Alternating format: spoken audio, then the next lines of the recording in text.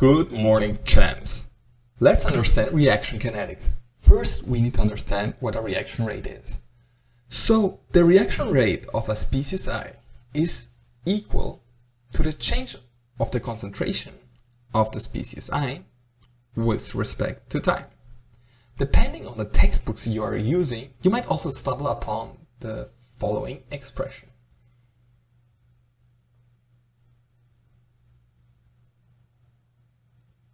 So in the context of reaction engineering, if we would take a closer look into a reactor,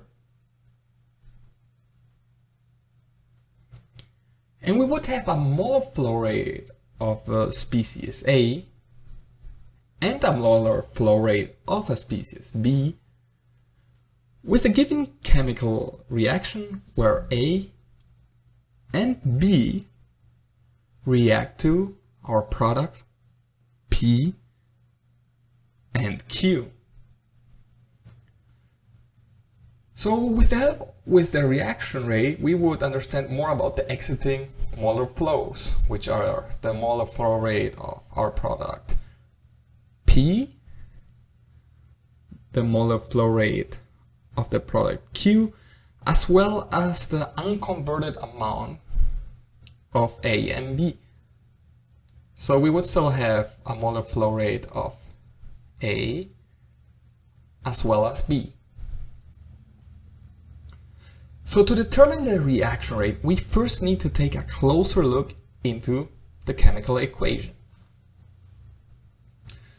So if we would write the chemical equation in a more generalized way, we would say that the absolute value of the stoichiometric coefficient of the species A times A plus the absolute value of the stoichiometric coefficient B times B reacts with the rate constant K to our product, the absolute value of the stoichiometric coefficient of the species P times P plus the absolute value of the stoichiometric coefficient of our product Q times Q.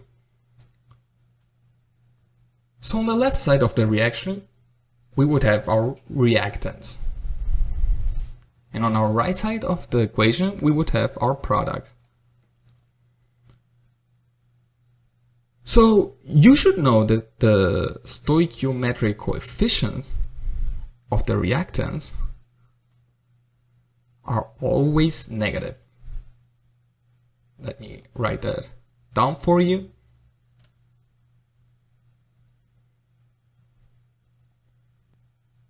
Now that we have the chemical equation at hand, we can proceed in determining the reaction rate. So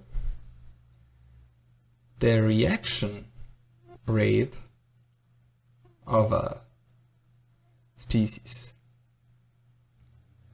I can be determined as following. So the reaction rate of the species I, R subscript I, would be equal to the stoichiometric coefficient of the species I times the rate constant K times the product of the concentration of all reactants J elevated to their corresponding reaction order. So the alpha J terms correspond to the reaction order, and Cj would be the concentration of the reactant J.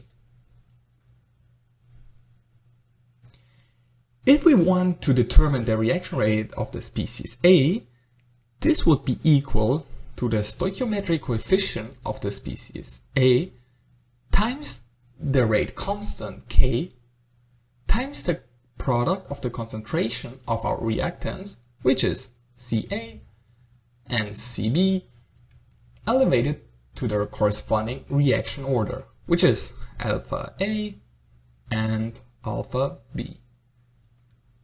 Note that the stoichiometric coefficient of this is negative, so the reaction rate would be negative. So this makes sense because as we are losing I, P and Q are increasing.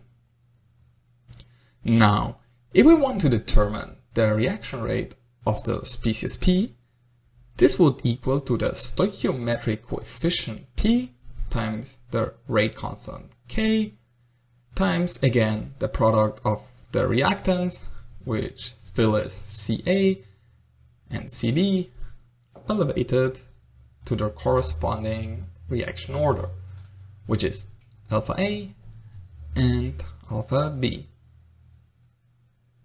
So, since the stoichiometric coefficient of P is positive, the reaction rate of P will result in positive.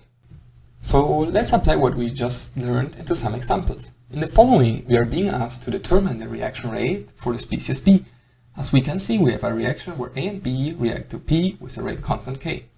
The task tells us that the reaction is an elementary reaction. So to determine the reaction rate for the species B, we need to take a closer look into the stoichiometric coefficient of the species B, which is -1.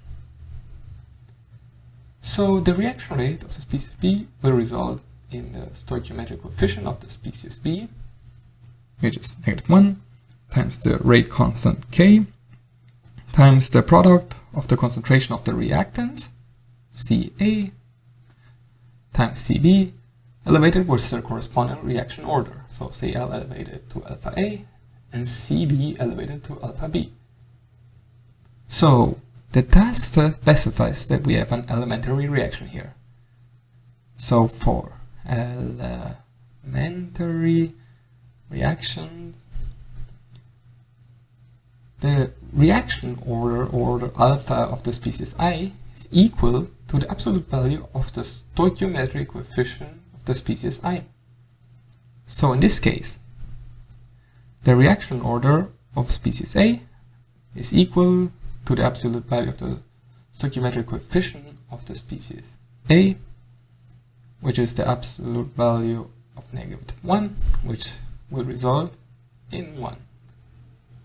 The same is applied for alpha B, which is the absolute value of the stoichiometric coefficient of B, which is the absolute value of -1, which is 1. This will result in the reaction rate of the species B being equal to the stoichiometric coefficient of the species B, which is -1, times the rate constant K, times the concentration of the reactant A, elevated to alpha A, which is 1, times the concentration of the reactant B, elevated with alpha B, which is 1 as well.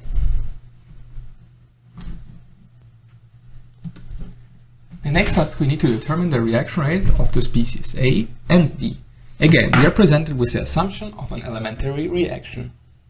So the stoichiometric coefficient of the species A is equal to -1, and the stoichiometric coefficient of the species B is equal to -2. Remember that for elementary reactions, the alpha of the species I is equal to the absolute value of the stoichiometric coefficient of the species I. As a quick reminder, alpha I is equal to the absolute value of the stoichiometric coefficient of the species I.